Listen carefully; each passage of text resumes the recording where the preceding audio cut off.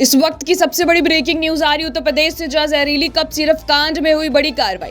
फरार चल रहे एसटीएफ का बर्खास्त सिपाही आलोक सिंह गिरफ्तार। मासूमों की मौत का आरोपी पकड़ा गया। लखनऊ में देर रात गिरफ्तारी की हुई पुष्टि।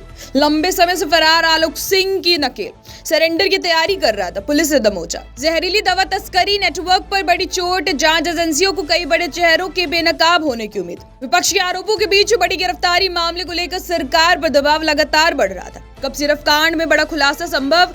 रिमांड पर लेकर पूरे नेटवर्क की कड़ियां जोड़ी जाएंगी। और इस गिरफ्तारी ने एक बात साफ कर दी है, सच हमेशा आसपास ही होता है। फर्क बस इतना होता है कि हम कब आंखें खोलने का फैसला करते हैं। फिलहाल आलोक सिंह की गिरफ्तारी के बाद पूरे नेटवर्क के खुलासे की उम्मीद तेज हो गई है।